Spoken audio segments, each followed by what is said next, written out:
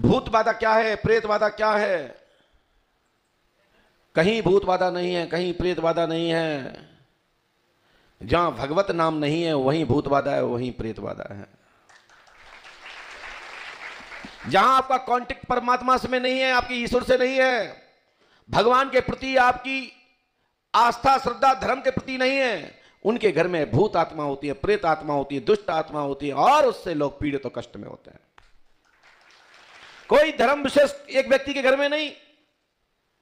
जो धर्म से शून्य हो जाता है, अधर्म का पग पर चलता है, जब तक उसके पास पूर्व बैलेंस है, पूर्व उस अच्छे कर्मों के कारण, और जिस घर में जन्मे उनके पुण्य जब तक प्रभावशाली है, तब तक तुम्हारे घर में भूत प्रेत नहीं आते। और जब तुम्हारे घर में दिशा बिगड़ जाए, समझ जाइए कि आपके घर में पुण्य कम हो गया है, धर्म कम हो गया है। हमसे एक डॉक्टर साहब ने आज जिज्ञासा रखी, बोले महाराज आप क्यों किसी टीवी पे नहीं जाते, आप क्यों किसी जो भगवान का विरोध करते हैं, राम कथा का विरोध करते हैं, सत्संग का विरोध करते हैं, संतों का विरोध करते हैं, आप क्यों नहीं उनका विरोध करते? हम कहते हैं जब समय आ जाएगा तो उनका भी विरोध हो जाएगा, और उनको इतना लतेड़ा जाएगा, इतना लतेड़ा जाएगा कि दुनिया के अंतिम छोर पे भाग जाएंगे। वहां भाग जाएंगे जहां मलेच्छ ही मलेच्छ रहते हो, जहां राक्षस ही राक्षस रहते हो, उनका सारा वही है। उनको भारत भूमि छोड़ना पड़ेगी। जिस दिन कोई सच्चा सनातनी गुरु, कोई सच्चा सनातनी धर्म का आचार्य, कोई सच्चा सनातन धर्म का पुजारी जिस दिन संकल्प ले लेगा, उस दिन आता ताई राक्षसों का पता नहीं पड़ेगा कहां चले गए। जब प्रहलाद ने संकल्प लिया तो उनके पिता का अंत हो गया। तो राक्षस के घर में ही भगवान की शक्ति का प्रादुर्भाव होता है। जहां पाप होता है वहीं से भगवान की शक्ति प्रकट होती है, वहीं से वो दिव्य ज्योति जलती है, एक नई दिशा मिलती है। उन्हीं में से पक्ष दो बन जाते हैं, धर्म के और अधर्म के।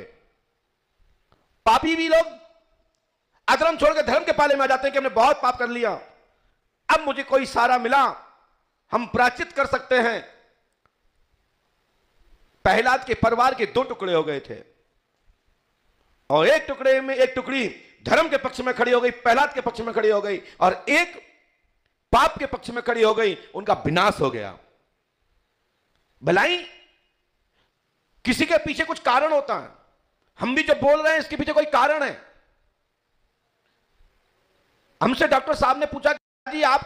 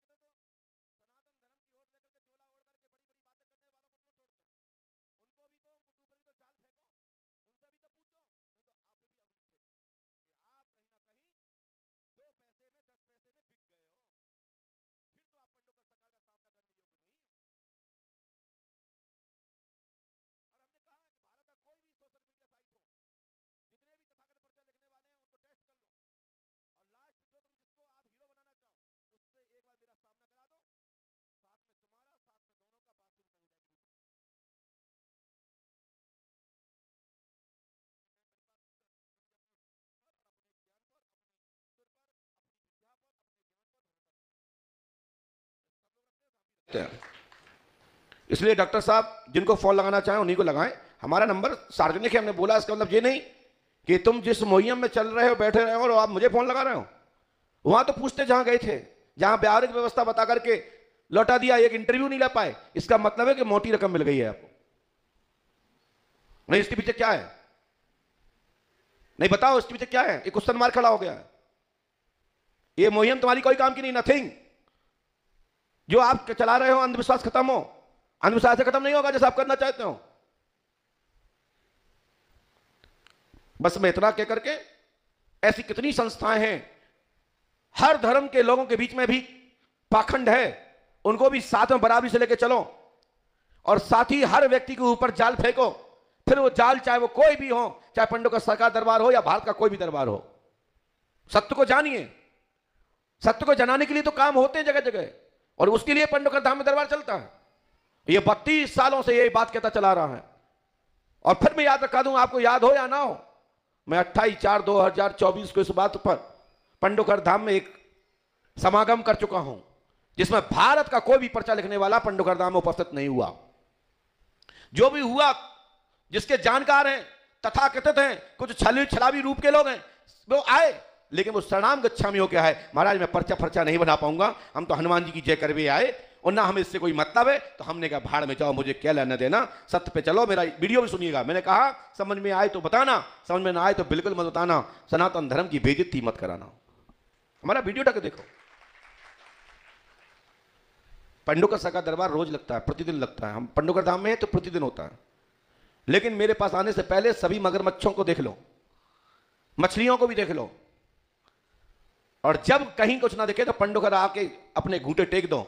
हम आपको दिखाने को तैयार हैं कि पर्चा किसे कहते हैं और दरबार किसे कहते हैं और मंत्र विधा किसे कहते हैं, और क्या संतों की शक्ति है, क्या महिमा है। सत्संग के माध्यम से, श्रोति के माध्यम से, स्मृति के माध्यम से, अध्ययन के माध्यम से, प्रैक्टिकल के माध्यम से हर प्रकार से समझाने का प्रयास करेंगे, और आपको प्रयास करूंगा कि आप लाजवाब होके जाए, विचार करते हो जाएं कि क्या। इसलिए पंडोकर धाम में हमेशा ललकारा जाता है, हमेशा आपको प्रेरित किया जाता, दिशा दी जाती है कि सत्य को ही स्थापित रहने दो, असत्य को बढ़ावा मत दो, अंधविश्वास को बढ़ावा मत दो। इसमें तीर्थों का अपमान होगा, संतों का अपमान होगा, गुरुओं का अपमान होगा, मंत्र विधा पर अंकुश लगेगा, लोग उस पर अंगुली उठाएंगे, पराशक्ति पर अंगुली उठाएंगे, ज्योतिष पे भी उठाएंगे, शास्त्र पुराणों पे उठाएंगे लोग। अभी तो देखा ही कि रामचरितमानस तो कुछ समय पहले ही लोगों ने फाड़ी। अब जिसने फाड़ी उसका कहीं आंखें फूट गई क्या? क्या सिर दर्द हो गया? क्या लकवा हो गया? नहीं हुआ ना। लेकिन मैं कहता हूं ऐसा कृत करने वालों का होगा जरूर। जिस दिन पुण्य खत्म होगा उस दिन उनको अपने दादा, अपनी नानी, अपनी मातारी याद आ जाएगी।